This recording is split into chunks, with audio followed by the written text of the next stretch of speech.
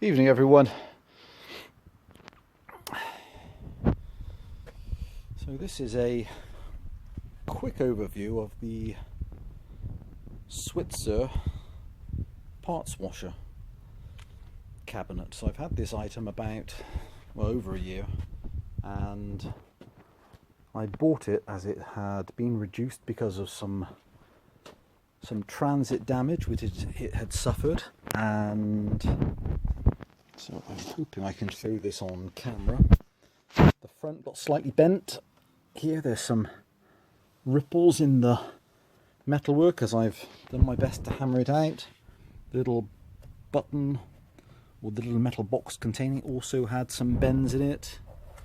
That's been straightened as best I could.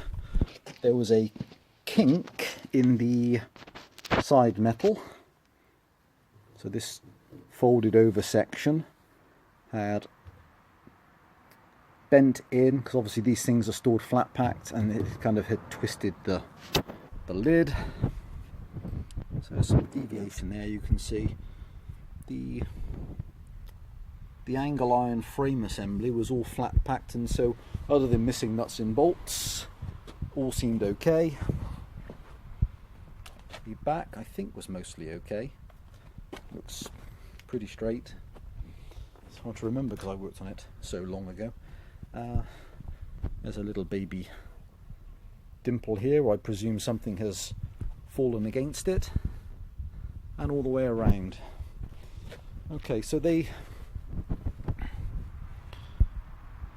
come with some accessories. There's the little degreasing, so this holds the degreasing fluid, I believe, and has the other accessories, which is that great little device which uses compressed air and then a suction from the tank.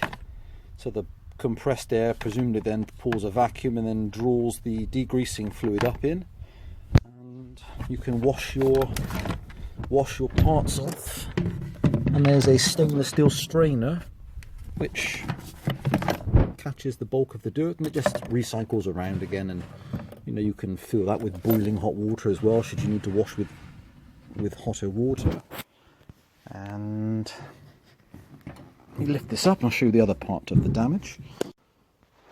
There you go. Sorry, cut the video off while trying to open up the degreaser. Okay, so here's on the inside. So the rubber gloves have just perished, I guess, where they've just been hanging. A bit dusty. The unit itself has never been used, so I don't know if they could be taped up. Make sure all the fingers, the gloves themselves, are all good.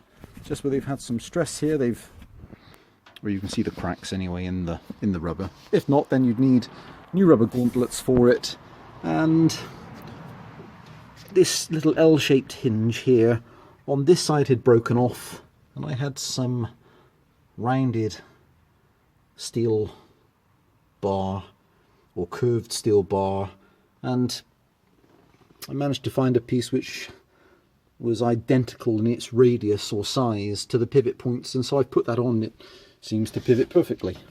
And here's the tray which comes out on the underside, and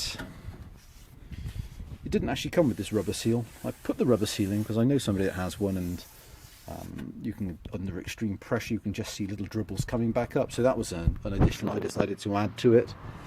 And there we go. So that's it. The plastic film on the top, I believe it's flexing, so I presume it's Perspex, is intact and hasn't been removed, apart from a bit peeling on this corner.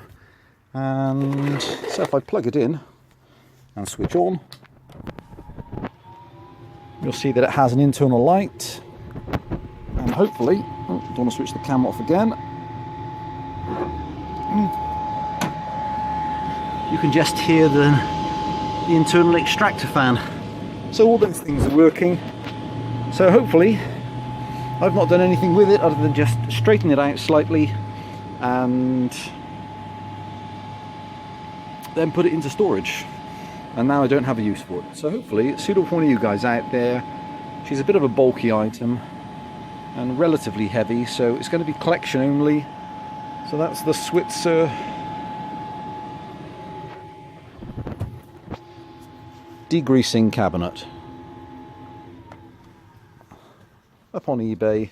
There you go, it's exactly as it's arrived, other than the fact I've straightened out a few of the twists and the bends in the metal. Alright guys, there's a local gentleman or company selling them in, I think in Cwmbran near here, and they're currently £230. So I'm hoping it's on for a very competitive price, and it'd be nice for it to get a life somewhere and somebody actually start to use it. Okay, stay safe out there. Any questions, please just ask. Thanks for watching. Bye for now.